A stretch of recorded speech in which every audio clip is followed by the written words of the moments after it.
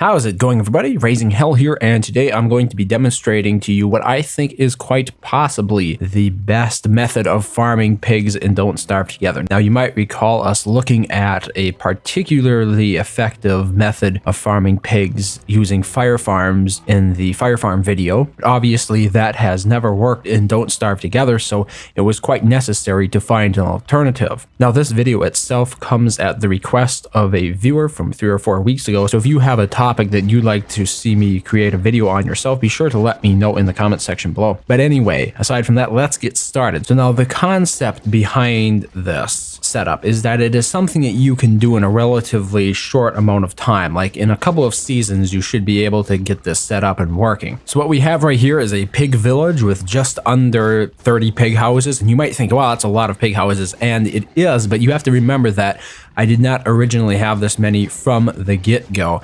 Originally, this village started much smaller. I got the majority of my pig skins to build these pig houses by knocking down pig heads scattered throughout the world on touchstones, as well as actually smashing down the original pig houses in the world. When you smash down the regular pig houses that are built throughout the world, you'll get half the resources back, so you can use that to help jumpstart your initial pig farm economy here. But that itself did not bankroll the majority of what you see here, because it is simply something that increases in scale as you get more pig houses.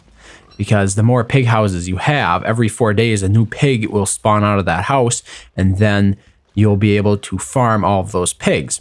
So when it comes to actually farming the pigs, what you need to do is befriend 2 or 3 or 4, and very similar to how the bunnymen worked, you simply befriend those 3 of them, and then you tell them to go ahead and hit another pig. Make sure the pig you're attacking is actually sort of locked into the entire group of pigs, so there is no easy means of escape.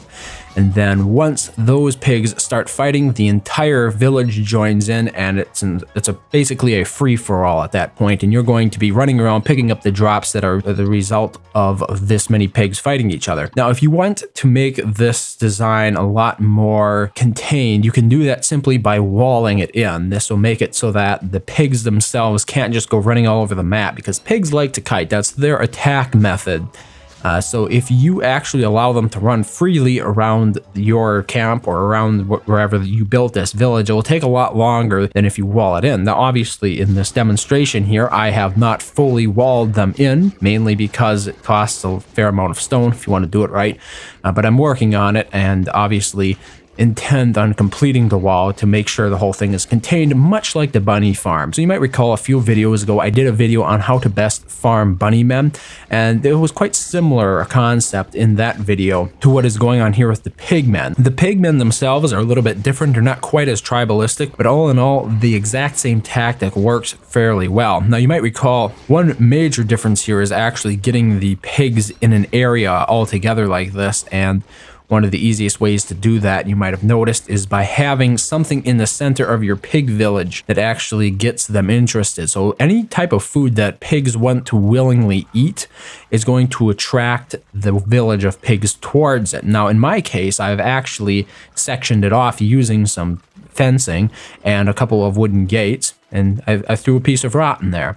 Rot is relatively inexpensive, and it will still generate the same amount of interest that any other food type or food good would that you could leave laying on the ground. The gates in the front of the pen make it so that I can get in and out and drop the rot as I wish. So in other words, if I wish to use the pigs for some other task, I could definitely remove the rot and allow them to roam more freely. Now, by and large, this tactic works, like I said, fairly well. You'll be making a fair bit of meat and pig skins by the time this is all over, depending upon how many pig houses you have. Like I said, I had just under 30, and I got around 18 meat and 6 pigtails. Obviously, the drops here are somewhat randomized, and some of the pigs do actually eat the drops if you're not quick enough to pick them up and there isn't any combat happening in their area. So make sure that you are in their midst, picking up the drops as the combat is going on. That is the best way to deal with it, and ensure that you get the maximum amount of drops picked up for yourself. Now, as I touched on briefly before, this method of farming can be performed essentially once every 4 days because that is how long it takes a pig to respawn in their house. So if you go ahead and you run your pig farm once every 4 days, here you're going to end up with a few pigtails, which is more than enough to craft a new hambat. You could even be crafting a new hambat every day and you'd still have enough just based off of